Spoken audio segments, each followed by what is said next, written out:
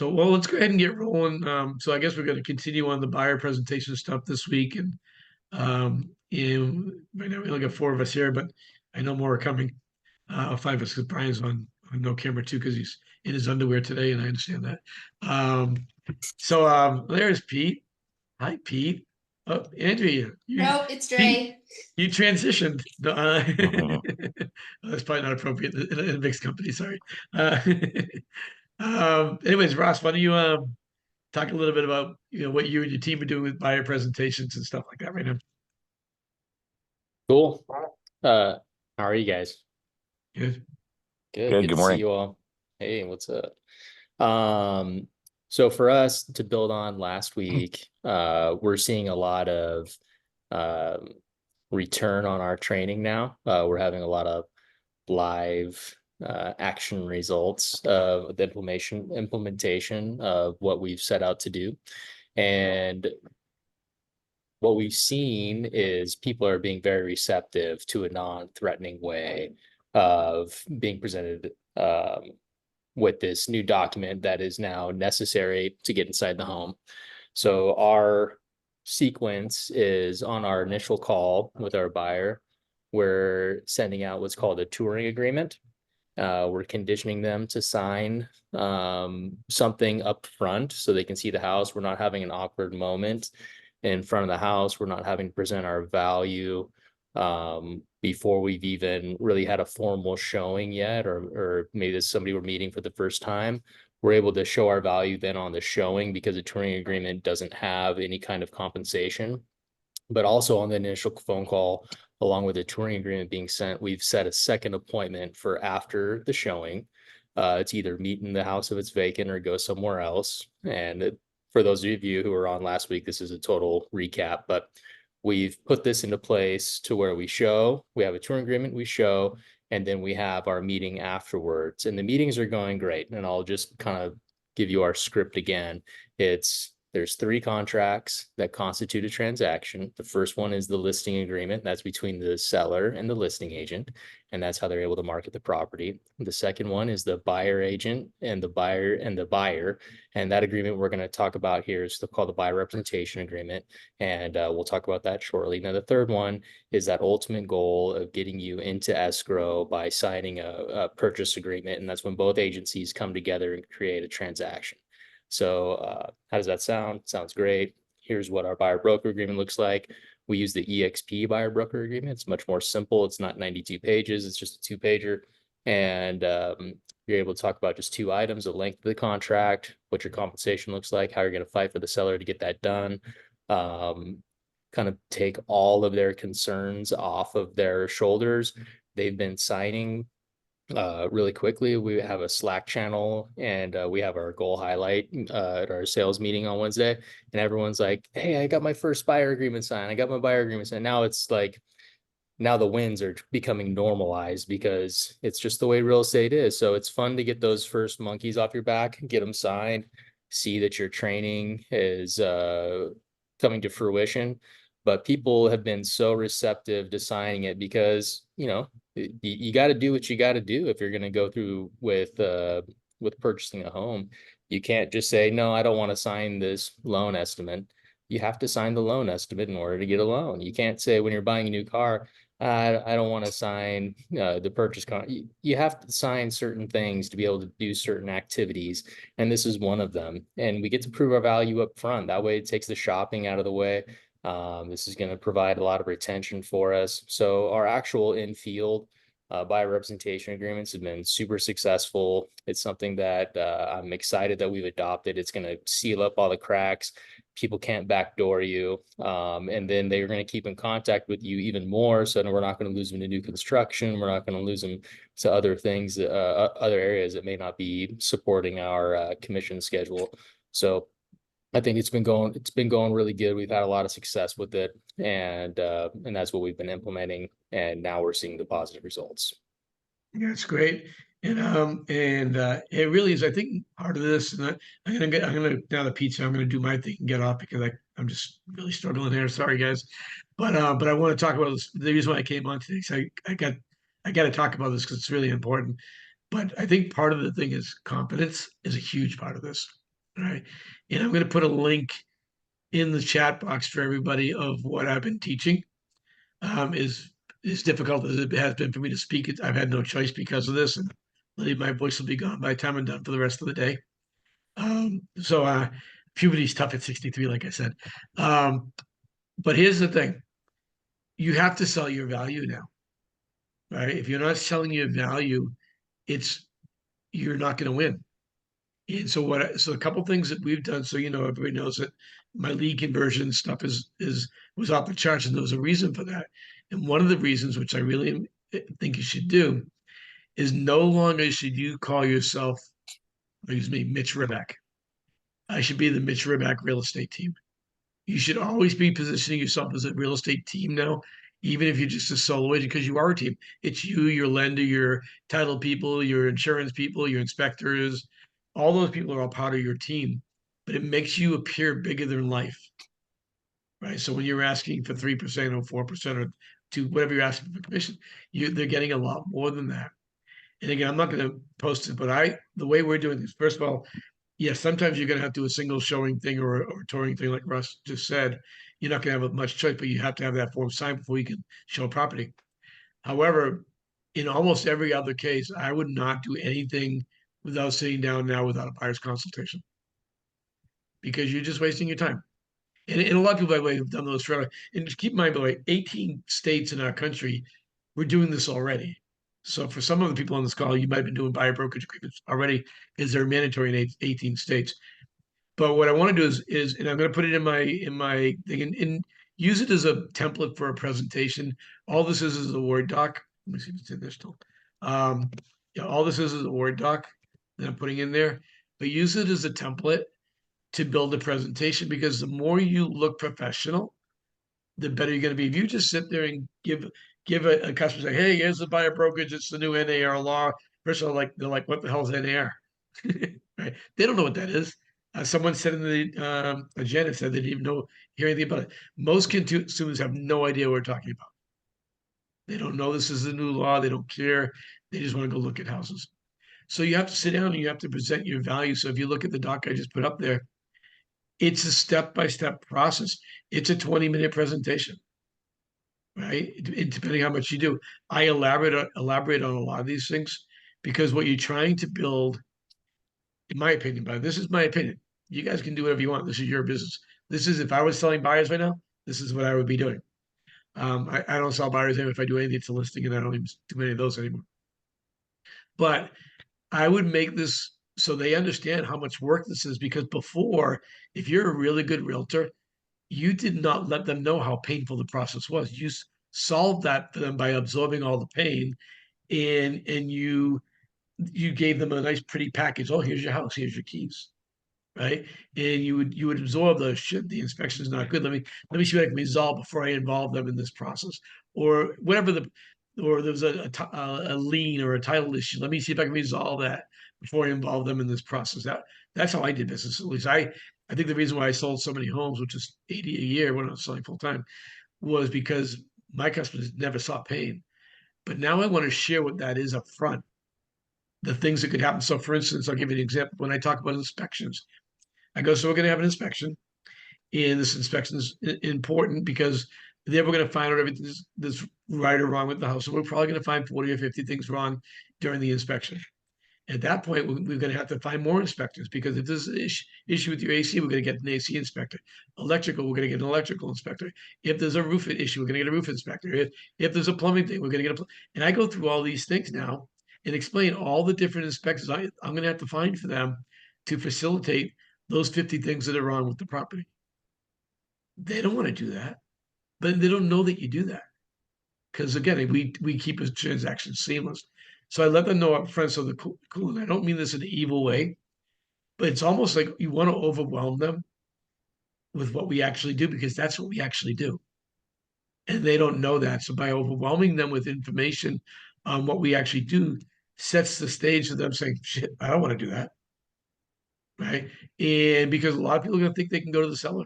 And I want to give you that one more tip before I get off because I got about 8 seconds left before this is gone. Um, I know it's tough, right? It's tough to be me.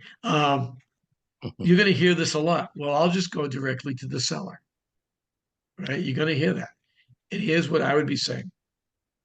I'd be saying to them, say, you can do that, but understand that listing agent has one thing in mind right now. It's not you. It's to sell you that house. They are not going to help you in any way. They're going to sell you that house. So you have a choice. Do you want to be sold? Or do you want to be helped? By the way, during my presentation, I'm telling people that the seller's still going to generally pay the commission, and I would never lose a commission over a couple of dollars. No different than how we've had if you're doing a deal and you're a little bit apart, you lower a quarter point or half a point each to make a deal happen. You're still going to do that, right, on the buyer side most of the time. But on the upside to this, by the way, this is my final thought on this, is you have the biggest opportunity right now to make more money than you've ever made on a transaction because no more is the listing agent dictating your commission. I don't care that they're only offering 1%, 2%. I'm still going for 3 or 4. It doesn't matter, right? So you still need to go for the max. I wouldn't personally never, ever, ever, ever do a buyer presentation for under. Why you guys making jokes about me on there? I can see it. Um, I would never, ever do a less than 3%. I might do 4 or 5% because that gives you more negotiating power with the seller. So that's all I got. I gotta get off this thing, go do my either this thing I'm doing now, this honey thing that's supposed to coat my throat and make it better. And now they even take it worse. I can't drink for a month.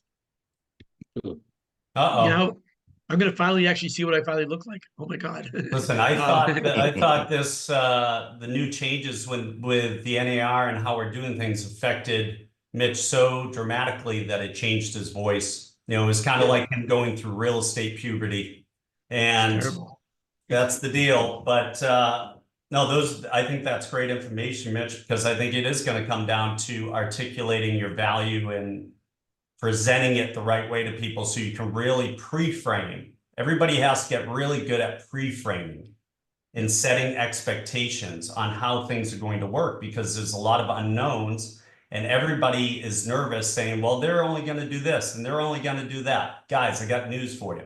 When somebody's house is sitting there in competition with other houses and nobody's showing it, that ship is going to turn real fast where they go from saying, oh, maybe we'll offer a 1% concession to the buyer or the buyer's agent. They're going to turn and say, what do we need to do to get more showings, to get more offers? That's it. And guess what? Most of the knuckleheads of real estate are going to say, they're going to say, oh, well, we need to offer better concessions to the buyers or the buyer's agent. Wow, that's brilliant. Where did that come from? Right? So that's the deal. I think that's what's going to be happening. This is a positive thing. This is not a negative thing. This is going to delineate lines on who's working with who and how it works. Now, if somebody says, I'm going to go to Cam Smith because he has great tan and I'm going to go to him directly to buy my house, they can certainly do that. But my analogy would be, well, when somebody is up for capital murder, the defendant doesn't hire the prosecutor to get them out of that position. That doesn't make sense. Why would you hire the person who's already representing someone, right? And other countries do this. I did a lot of research with New Zealand and Australia, and I know some big agents down in Australia who deal in high-end luxury, and we've talked about this for the last 6 months, and they've been doing it this way, you guys, for 40 years. And guess what? Buyer brokerage still exists. Buyer's agents still exist. People still hire buyer's agents, but it works on a sliding scale there based on what they find. If they find an off-market opportunity, it's 2.5%. If they find something on the MLS, a lot of times it's 1 to 1.5. That's just how they do it there. But if somebody comes directly to that listing agent to buy the house, it's already predetermined what the professional fee will be to get liability off of them on the buyer's side. And here's one other fact. They're not allowed to fill out any of the documentation for the buyer in Australia. That buyer has to hire an attorney to not only get the forms, but to review the forms and write out the forms. And the listing agent still gets paid. That's how they do it. So you're going to see some of that too. I'm just trying to map this out. It's a positive thing. If I see a house sitting there and I know I have investors looking for an opportunity that they can fix, I'm putting on my buyer broker 5%. Because I know I can always go down, I can't go up. And I know what my value and my worth is. And if somebody comes in and says, oh, they'll pay you 1%, I'll say, yeah, that sounds great. How am I going to do that? To do all these things for you and to represent you and make you a priority and find you all the best opportunities. I mean, what else am I going to do? Move in with you? Because I'm going to need to, because I'm not going to be able to live and afford for my family to live because you don't want to pay me anything. You know, this isn't a reduced service brokerage. Don't use discount. Oh, well, I've talked to other people. They've discounted to this. Discount is a positive. Reduced service is a negative. You know your vernacular. We're professionals with professional fees. The days of commission are gone. It's now concessions. I'm going to make them and force them to pay certain concessions so that we can have a meeting of the minds and get this together at the best possible price. Is that what you want? Please say yes. Yes, that's it. It's not that hard. I think realtors are making it hard because guess what? It all goes into effect on Saturday, and I guarantee you 95% of them haven't looked at any of the forms. So of course they're not familiar with it, and I bet you 95% of them don't know how to articulate their value or don't have their listing presentation down or their buyer presentation. So they're panicking. But 6 to 12 months from now, this will all be forgotten. We'll be so used to the system and the process and attaching the buyer broker form to offers and all those types of things and checking, 4G2 on the forms out in California, which states that I get paid by this much in buyer concessions from the seller because the buyer's unable to pay this fee. That's a box that you check. You need to know how to articulate that because everybody's panicking because everybody loves to build up the unknown, you guys. They love to say, oh, this is what's going to happen or this is how it's going to happen. You don't necessarily know that. Let's stay positive. Let's be professionals. Let's work on our craft. Let's really have it down so that when we're helping people and explaining it to them, we articulate it the right way and walk them through it. That's the key. But guess what? This is one thing I've learned in 32 years, and I've been through a lot of changes. I mean, when I started in real estate, Mitch had a full head of hair, right? And yeah, he was playing in a rock band. So, what I have found out is that it's inevitable. Change is inevitable. It's all in how you embrace it. If you fight it, it's going to squash you. It's going to pass you. This is a positive. This is a positive opportunity because the whole playing field has changed, and we can thank attorneys, class action attorneys, because they're hoping for the opposite. It's not going to be opposite, you guys. The people that are really good and are top producers and are committed to real estate and are committed for it to be their profession, they're going to thrive. I already know it. I can't wait. I'm pumped because everybody has to be represented now. It's not floating around and hey, I have a buyer that has crypto. Well, you got to show me. Now you got to show me everything. Oh, he's going to pay for it in gold bars. All right, I need a letter from the bank. What else? What else is he going to do? You got to get all of that information up front. And that's part of that buyer's agent's responsibility to get that to you in order to show the property. So it's going to be highly vetted in a lot of different ways.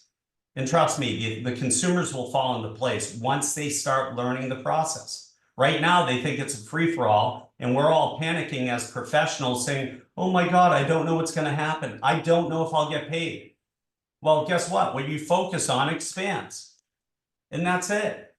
Will I lose some buyers? 100%.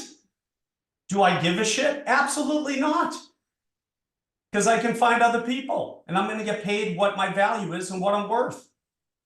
You're going to have to be a master negotiator. You're going to have to be a master marketer when it comes to listings. But this is a positive thing, you guys. This is all positivity coming to your business if you embrace it. Don't fight it, embrace it, be pumped up, because people are looking to ask you about it and they're waiting for negative comments. Oh my God, I don't know how this is going to work. Everybody's going to be screwed. No, it isn't. Will some people go out of the market? Of course they will, but they weren't serious about real estate to begin with. You know, there's an old saying, when you don't take an opponent serious, right? That opponent becomes a serious opponent. That's it. You have to take this serious. And it's really important to print out today all the forms in your state and really understand. I love that. Randolph just said, Chris Voss never split the difference. Exactly. You know, so when somebody says, hey, I need you to sell my house, Cam Smith, for $1 million, but I only want to pay you 1%. Okay, tell me, how do I do that? Put it back onto them. Well, you just lower your fee. No, I speak English. I understood what you said, but how do I do it? I mean, how am I going to do all these things? You know, if you want to do that, just list it with somebody for $500. One of these reduced service brokerages. Guess what? You want to roll the dice with your largest asset outside of your children in life? Go ahead. Be my guest. But if you want a professional to represent you, just like a doctor, just like an attorney, just like a professional accountant, that's me. And this is what I do. And this is my professional fee. That's it. And I'll make sure you get the right amount of money. I'll make sure that it's marketed correctly. I'll make sure that it gets the most exposure possible, because I'm part of BXP Luxury and we advertise throughout the globe. And I'll share that with you each week. And I pay for all of that. I'm not asking you for advertising and marketing budget up front. Maybe I should. You know something? You just gave me a great idea. Maybe I should ask you for 3 different tiers of a marketing budget to expose your house, where you put up none of the risk and I'm putting in all the time. That sounds fantastic. Thank you for that idea and that opportunity. Let's act upon that. So I think you just gotta, it all comes down, like Mitch said, to confidence, you guys. I don't want to keep rambling on about it, but you can tell I'm pretty fired up. I'm back in a suit and tie all the time. You know, listen, this is what it's about. Be different. I went to my broker caravan in La Jolla yesterday, and after all the comments of, oh, Pete, you're back, and oh, Pete, do you still sell in California? I don't even pay it no mind. I said, oh yeah. And they're like, wow, you're wearing a suit? You're the only one wearing a suit. Yeah, no shit, Sherlock. Guess what? 4 people came up to me and said that to me. It was 89 degrees out here in La Jolla. I lost 2 pounds just walking around yesterday. It was awesome. But you stand out. People look at you and treat you differently, and you stand out. Don't follow the herd to the chaos and the slaughter. Blaze your own path by knowing your skill set and articulating. It's super important, you guys. This is a new era of real estate, and you better get used to it, and you better embrace it. Otherwise, you're going to have a tough run, or you're going to blame everybody else. It's up to you. Look in the mirror. It's time for agents and real estate professionals to look in the mirror and say, is this my profession? Am I doing this full time? Do I understand the contracts, which are my obligation in my profession to understand inside and out? Do I know how to navigate them? Am I showing up? Am I scheduled? Do I know the inventory? That's it. It's not a hard equation. It's right there for you. Who hasn't gone yet? Because I came in from an appointment late, and I apologize. Gary, have you gone yet? Oh, let's go over to Masa. He's not just making chips, you guys, the new tortilla chips. He's also selling a ton of luxury real estate. He's right down the street from me. All right. I'm 2 doors down from you. Not even I love down. it. Gary, don't be a stranger. I'm only 2 doors south. Hey, I know. share with everyone. Here's my question for you. Are you prepared for this new era of real estate, and how are you going to approach it?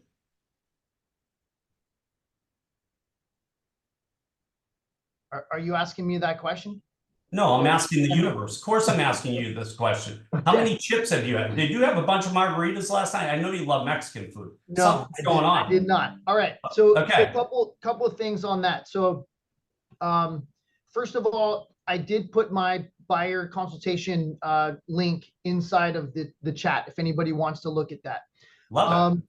I'll go kind of, I'm not going to go into it, but I'll like hit a couple of points of like why we've laid it out the way that we did. But the two things that I want to bring up is that, you know, from the conversations with buyers and sellers, but mainly even buyers in the last week, it's clear that there's a lot. I mean, you guys touch on this. It's clear there's a lot of confusion, right?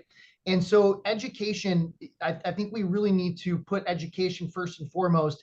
Education for our clients, and let's not assume that they know anything. Like, let's dumb it down and say, hey, listen, I really apologize if you're already aware of this, but I'm going to assume that you don't know it because, again, there's a lot of confusion in the market, and let me help explain this to you.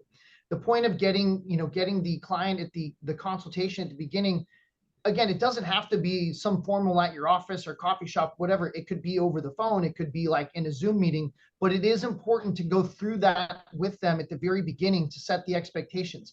There's been two situations in the last week alone with other agents that I'm close to and work with, that where there was a buyer that got basically to the point of making an offer and then wanted to, have 50% of the commission returned. At an open house, we've got, agent or buyer clients coming in saying, oh, I'm unrepresented, give me the paperwork and I'll fill it out. And then you just cut all your commission because you're still going to, represent the seller and it'll, the nets will be the same. So I'll get the house, right? No. So like those are situations that will be avoided, by being able to educate the client. And to your point, Pete, getting people to commit to our value, up front. Otherwise, you're not wasting the time. It will eliminate a lot of those challenging conversations later on because they're educated up front. So not only educating our clients is going to be really important from the very beginning, but also educating ourselves. I think you talked about the contracts, right? How well do you know the contracts? How many times are you script practicing or role playing with this with the new agreement, with your consultation? It is more important than ever to sit down and start going through that because it builds the confidence. Like if you're going to practice on your clients, and even if you have a client that you don't want to work with or whatever, that they're going to be a challenge, who cares? Go through it anyways, just to get the reps in, So when it counts and you're coming across, to that person who walks in the open house, or there's that conversation that just comes up where you have the opportunity, you're prepared to take advantage of it and you can deliver the dialogue, you can deliver the information with confidence and secure that client. Because again, most other agents, let's call it 99.9%, are not going to be able to deliver the information correctly. Like you mentioned, Pete, they're not going to deliver it with confidence. They're going to say they're confused. They don't know what's happening. And that only breeds more confusion and non-confidence in you as the agent. So again, we need to make sure that we're educating ourselves and that, that we deserve our 2.5%, 3%, 4%, 5% that we're going to be asking for because we can deliver it from that and bring the confidence. Now, am I prepared for this? Yes, we've been preparing for this for several months. We do have our consultation agreements in place for both the sellers and the buyers for this conversation. Like I said, I did put the link in the chat, and I'm not going to go through it line by line, but there's a couple of high points in there. It's laid out in succession to be able to to give us talking points and to flow through the conversation, in an order that works, right? So we have in there the 85 value proposition or points of what we're doing for you to help outline to clients. Here's all the shit that we're doing for you guys on a daily basis. And that we're not just sitting back waiting for a property to come up. Here's all the things of, that we're creating value.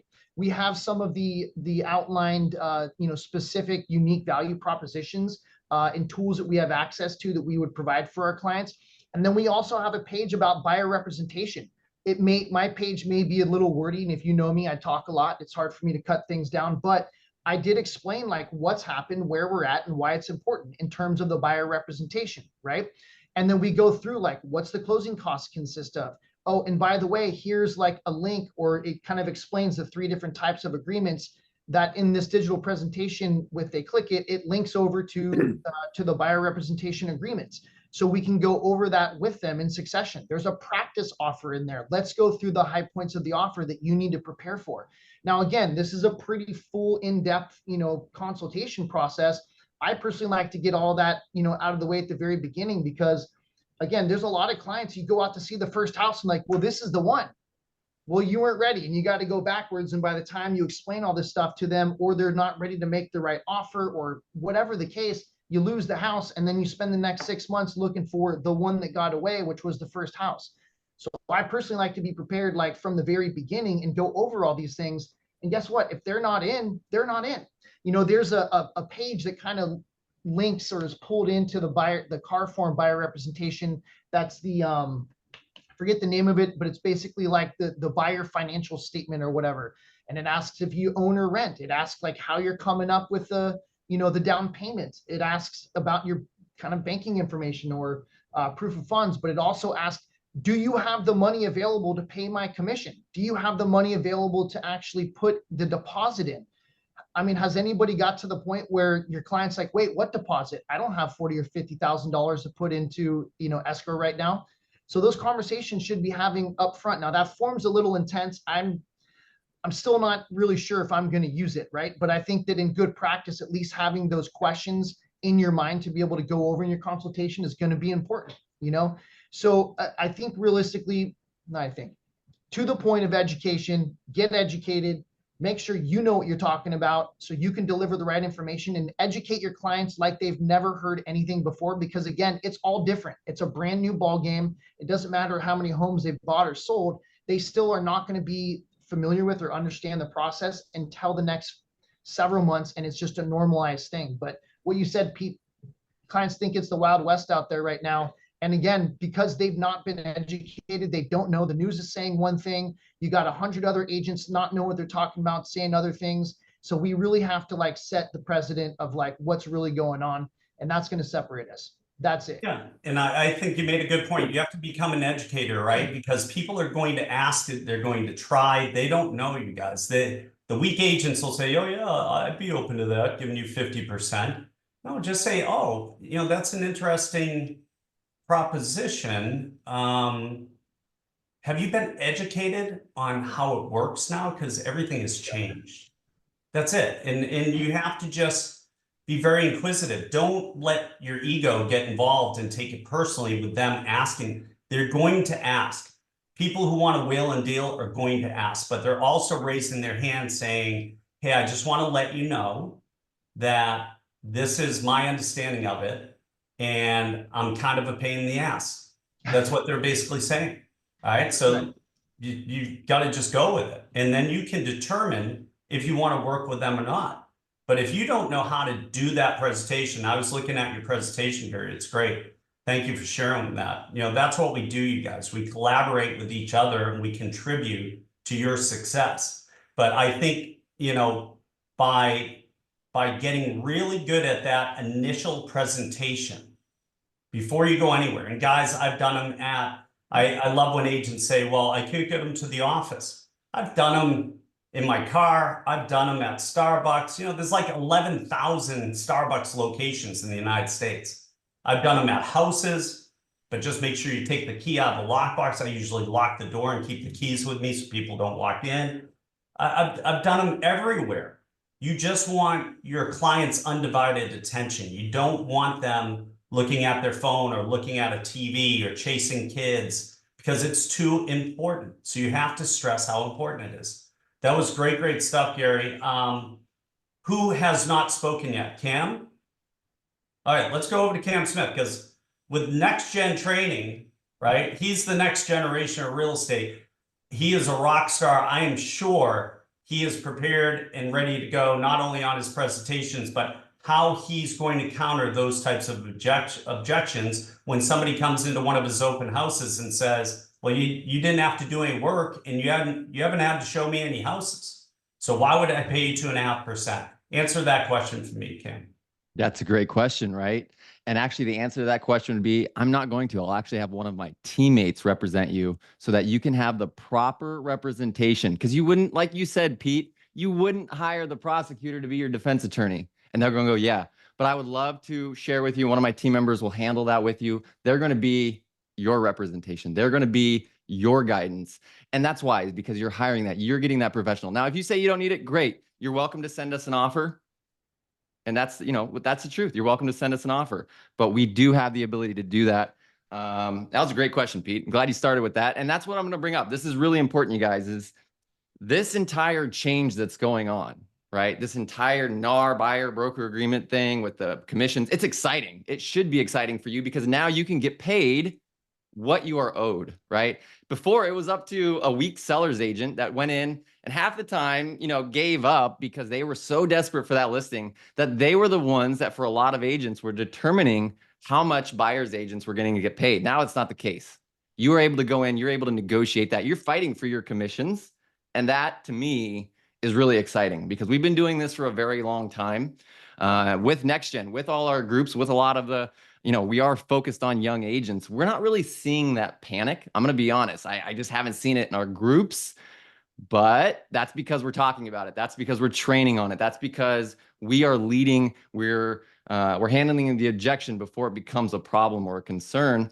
And to do that, what we're doing, and obviously it's going based on experience. I've obviously been very lucky that I've been using buyer broker agreements for almost 16 years now. So it's just something I've always done. I have no problem just blatantly asking for the agreement to be signed and then handling the objections, right? Which again, what are objections, you guys? Objections are just questions. They just have questions about what it is. And if you've done your practice, you've practiced and built your confidence, you know your forms, you know why this needs to be done. It's just you're just answering the question to them, which typically they say, well, why do I need this? So that I can properly represent you, right? This is how I'm able to keep everything that you tell me secret because I would never want to share that, even though I wouldn't. But legally, here in Florida, at least, we were transaction agents, which means we were looking after the transaction. And they go, oh, I didn't know that. Well, when you sign this now I'm representing you. Everything that you tell me, we are, you know, we have confidence in that. And that is why you want to have this signed before we get started. And I've never had pushback on that, you guys. People want to be represented. They want someone in their corner. They want someone to fight for them. And that's all this contract is doing. It's giving them the ability to say, nope, this is my guy. This is the guy I want to work with. And that's the cool part about it, is that they will actually fight with you. To go on that though, people are afraid. Well, what if I get a buyer that doesn't want to work with me? That is actually a funnel problem, meaning that you do not have enough buyers in your funnel that want to work with you right now, that you have someone that's not a real client that you're hoping and dreaming that will possibly work with you. That's not what you should be focused on. You need to be focused on filling that funnel so that you are able to consistently have buyers and sellers that you're working with. And if you have a dud, if you have a butthead, you know, someone that just wants to be rude and doesn't want to work with you, on the curb, I got someone I can refer you to. Find the people that want to work with you, that want your representation and want your help. Gary, that was an amazing booklet. Thank you so much. That was, I mean, for everyone that came here, we got almost 100 people. For everyone that came, that was worth admission. That was incredible. So let me see. It explains the office. Remember how to talk objection handlers, full service agents. How would you do it if you, okay. So one thing I want you guys to think about is that if you were selling your own home now in this market, right? So if you're selling your own property, are you going to be offering concessions, or would you be reducing the price, or how would you do it if it was your own home? I want you to think about that because everyone's different. Everyone has a different strategy to it. But if you think about that, those are things that you can talk about and present to a seller if that comes up during a listing presentation, is again, the different options that are available. You always are going to show your value by helping the clients do what they want. Right. That was a big thing. I know we talked about that a lot. Everyone's been bringing that up. Have your value, show your value, you know, have a list of things that you do, which is great. But I highly recommend that you don't come in, even though I know Mitch said a little bit different, but I highly don't recommend you come in and try to blast them with, oh, no. Ask them what they're looking for. Ask them how they need help. Ask them how they need representation. And these are my favorites. Oh yeah, that's what we're going to do. I can do that. That's exactly how we're going to have it. That's exactly what we're going to do. If you want it to be a quick, fast close, we're going to get a fast close. If you want it to be slow, or, you know, you want to try to put multiple offers in a good deal, we're going to do that for you. Whatever you want, that is going to help you get that buyer broker agreement signed from that client when you present it to them with the with your brochure or with your online. We do it online, obviously, because most of our clients aren't here in Florida. So having something like what Gary posted there, you can send that out to them. You can even do it through SkySlope. I'm going to give you guys a little nugget here. So send out your buyer pamphlet or send out your buyer sheet in SkySlope. And at the very end, have your buyer broker agreement and have it signed. So when they read through it and click at the very end, all they do is got to press one button. And now the buyer broker agreement signed. It also, you just listed all your value. You've done all of that for them. And you don't have to spend, everyone's talking about spending 45 minutes or an hour on these long, no, send it to them. Let them read through it. If they have any questions, tell them to text you, tell them to call you. And at the end, just sign the document so that I can get to work for you. And that's usually done, you guys, during that pre-qualification call. This is my very first call to our buyers is, have you been pre-qualified? Are you working with a lender? How is that going for you, right? That's the basic question. The second question then goes up, I need to have you sign this document so that I can help you. I can share with you what's going on and all of that. And so that you're properly represented in this market. Now, Pete, you said earlier, have you guys heard about it? Ask the questions, you guys. Ask the questions, 2 ears, one mouth, listen twice as long as you talk, and you're going to have clients on your side that want to sign and work with you. Remember how to talk and how to do objection handlers. So when you're talking with a buyer, new client, and they are unsure of the process, they're going to give you what would feel like an objection, which really it's just a question. But remember how to talk, you guys. Repeat back their question always. This is basic stuff, but this will really help you during the objection handling part of the conversation is, so, you have a question about this, Pete, right? Yes. Great. Let me explain that to you. Is that the only thing that doesn't make sense in this? If they say yes, great, handle that. If they say no, great, what else doesn't make sense? Handle that. They're just asking questions because they're unsure. Now, you as the professional need to know your forms. You need to know how the system works, and you need to know the changes that are being implemented so that you can properly handle those objections or handle those questions. That's up to you guys. You have just as much time in the day as all of us here on the panel. But we spend our times educating ourselves. We dig through those emails. EXP has done an incredible job on putting together the forms. So go through those, educate yourself. If you do get a client that wants to try to get 50% of the commission back or any of that kind of bogusness, my statement or my rebuttal to that is, I would love to work for free, but I just can't. I just can't. I'm a full service agent. I'm sure you can understand that, obviously everything that I do, and this is what I say, everything that I do can almost guarantee that I'll be able to make you more at the end of the day, which is what my job is to save you money or make you more, depending if it's a buyer or seller. And I can almost guarantee that I can do that for you. That's why so many people hire me. So I would love to do it at a discount, but I just can't. That's just not something I do. And that's it, you guys. So that's it for the thing today. I think last week we went over a lot of good stuff, right? Last week I kind of jumped on a different side of this, but lead with confidence. Tell the clients what you need from them, and then you will have them work for you. They're going to be on your side. They want to hire you, you guys. It's not, you're not trying to connive or they want to work with you. You are the expert. You are the guy. And if you have that confidence going in, you are not going to find problems. No, that's some good points, Kim. And just keep reiterating that. Why do they want to be fully represented, and how is it going to benefit them? People are all about, WIIFM, what's in it for me, right? So I think you have to come from that point and say, look, this is what's in it for you. This is how, with me, with my experience fully representing you with 32 years and 2,813 sales and almost 3 billion in sales, this is how I'm going to help you through every part of this process, not only to save you money, but to make sure that it's done right and that you're set up for a win. That's it. That's the big thing. Let's go over to Dave Luxury Lawson out of Park City. When it comes to representing buyers and sellers, Dave's the guy. Dave, give us some insight. I know you just came out of a team meeting where you guys were practicing and going over the new agreements. How are you approaching it with buyers, and how are you approaching it with sellers? Yeah, thanks, Pete. Well, I can't tell you how excited I am about all of these changes. And so I'm starting with the mindset that this is great for us. Why is it great? So I'm going to give you a couple of thoughts. Okay. When is the last time that you guys have had the opportunity to get paid more when you take a listing, right? Not very often. There's a lot of commission compression out there right now, but now with these new changes, we have an opportunity to get more money because right now, because of the way the new rules are, right? So you can go in like, we have 32 listings right now, and we were talking to the team, and that's why I'm late. So I apologize, but we were saying, look, we have to go back to our sellers and say, what do you want to do right now? In a nutshell, we have listings. The vast majority of all of our listings are at 6%, 3 on both sides.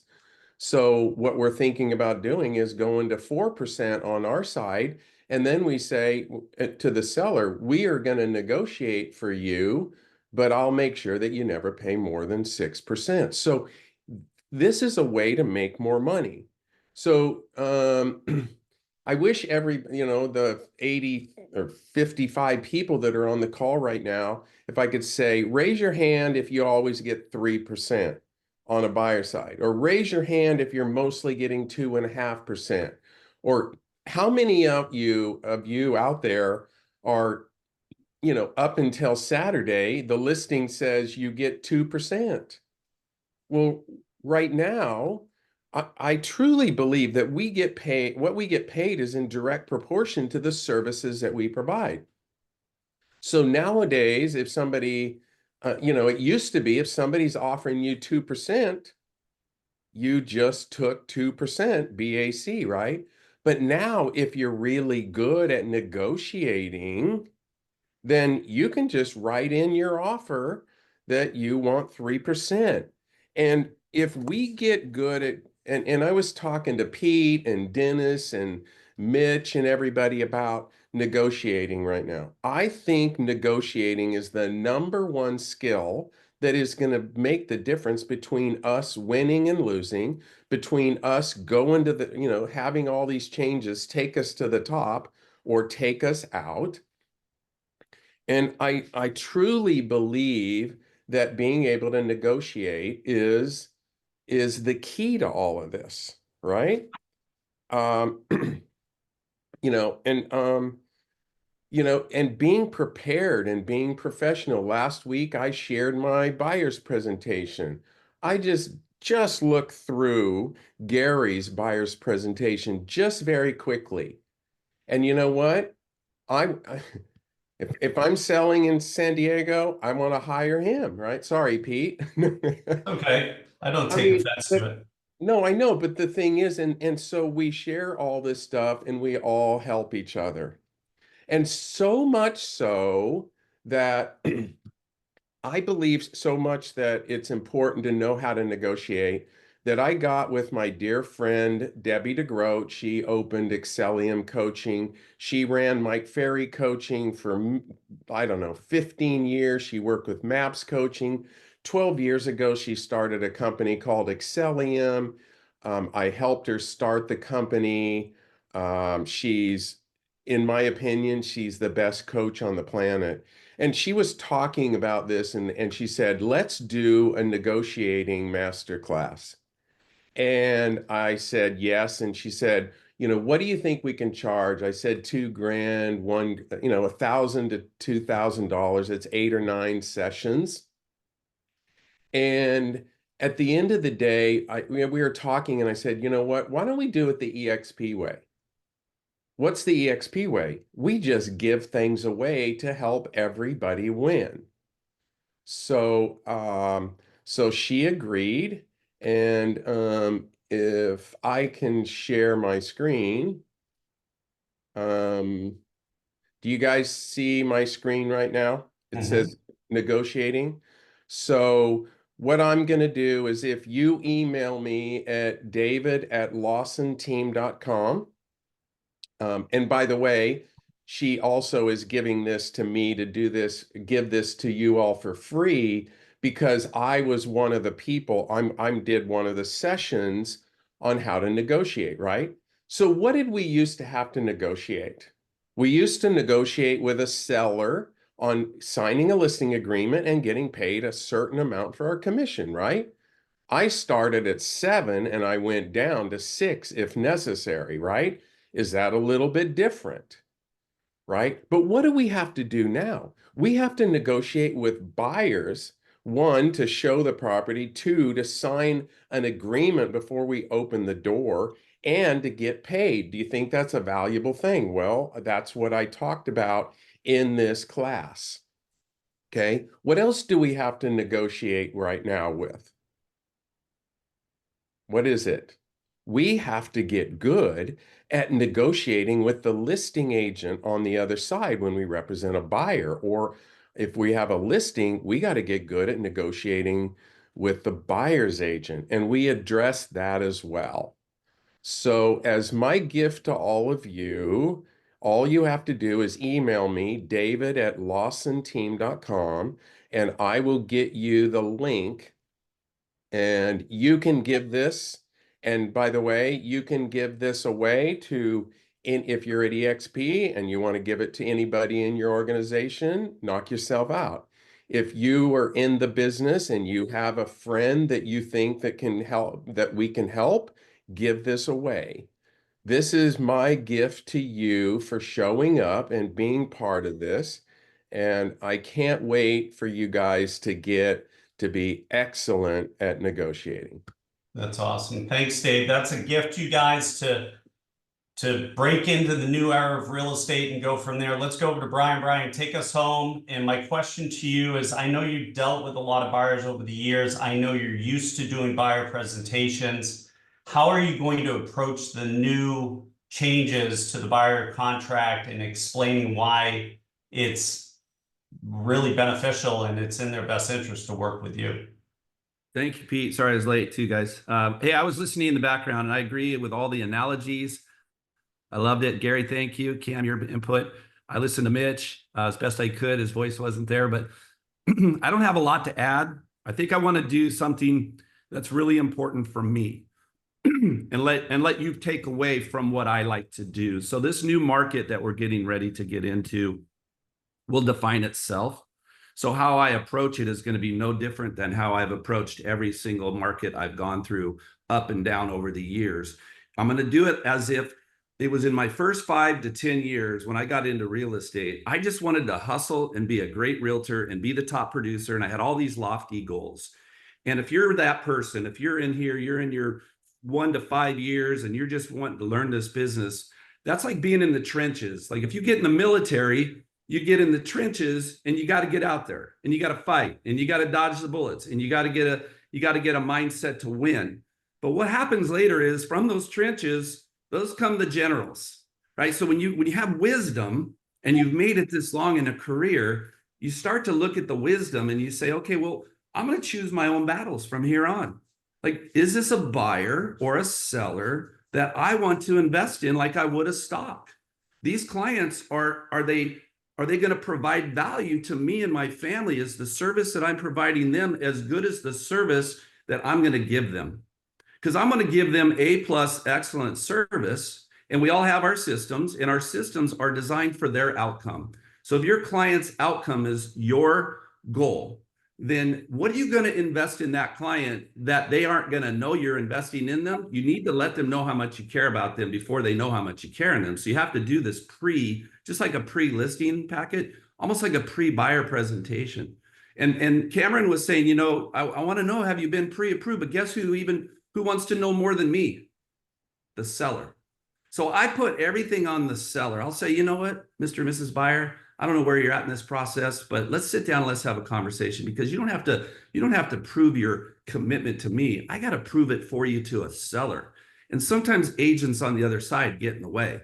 So the best way to negotiate with another agent is actually don't talk to them, just use documents, sign documents that a seller has to sign. Because if you try to negotiate with another agent, you may get some pushback because they weren't good at their listing presentation, and now they're going to look bad to the seller. Hey, I don't want to be in your listing presentation. Here's my document between me and my buyer. This is what my buyer has agreed to pay me. Oh, by the way, I'm going to ask your seller to pay my fee, because my buyer they don't come along every day, and your seller is going to love my buyer package. And so I'm going to ask up front for your seller to pay my fee. And that fee is what we've already agreed to, right? I'm going to take this new approach. Now, I don't know how it's going to go, but I do know one thing. I'm going to sleep really good. I'm going to invest in the people I want to invest in. And those who I don't want to invest in, you know what I'm going to do? I'm going to refer them to somebody who will invest in them, who maybe have more time for them. I'm not going to throw them to, I'm not going to not work with them. I'm going to take the bucket of, these aren't stocks I'm going to invest in, but I want to buy these stocks. So I'm going to hand these over to somebody else who will do a better job. So I might do more referrals in this market than I've ever done before, because I want to hand off leads to, like, I don't know who said it. Somebody said they're buyer agents. Cam, I think you said it. I'm going to hand you over to a professional. And I'm going to set the stage for that professional to be an expert, because they have me in the background to support that transaction. All right, that's it. Awesome. And look at right on time too. So great panel today, you guys. Like we said, don't panic. You should be inviting any friends. We do not care what brokerage they're with. They should have been on this mastermind, because there were so many great nuggets in it to help their business. You know, go out there and help people, you know, pay it forward. Like Dave, look at Dave Lawson. He said, let's give it away for free. I love it. Right. And you know my saying, if it's free, it's for me. Right. So I just wanted to thank everyone with giving your heart and soul and input. I think it's helped comfort a lot of agents and given them direction on where this whole thing's going. I also wanted to wish Bobby Martins, the best hair in the business, a happy birthday. He's not with us. He's dropping his son off at college because he's aging disgracefully. But that's the deal. Thank you, everyone, for being on. Let's see you next week. And have a positive weekend and go out there and kill it in real estate. See you guys. See you guys. See you guys. Thanks.